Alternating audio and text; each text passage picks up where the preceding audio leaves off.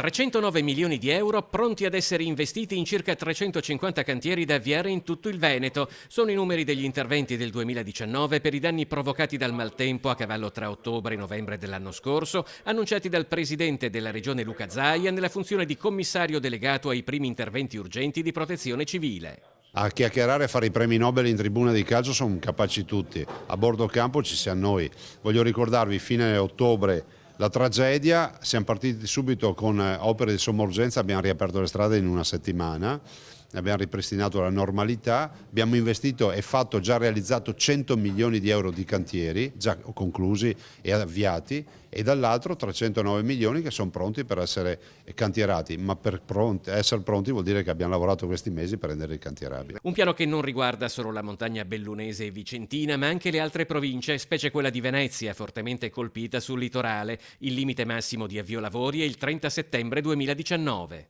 Sarà un lavoro poderoso, li faremo, metteremo in cantiere queste 350 opere, alcune anche sono complicate come gli 86 siti che hanno necessità di pulire il bosco che è a terra e metterci poi dei paravalanghe. Zaia ha anche lanciato un appello all'opera dei volontari. Per accoglierli sono previsti 2 campi base attrezzati di tutto per l'ospitalità allestiti dagli alpini, uno sicuramente a Rocca Pietore. I volontari sono assolutamente graditi. Se qualcuno vuole fare un'opera di volontariato, una vacanza alternativa, qualcosa in montagna, eccetera, o anche in altre località, si rechi dai sindaci. Io vorrei fare il volontario, vedrete che c'è sempre qualcosa da fare. Non necessariamente bisogna avere una motosega. Se poi qualcuno che ha una motosega, c'è anche un'assicurazione sua, si presenta e vedrà che qualche albero glielo faranno tagliare.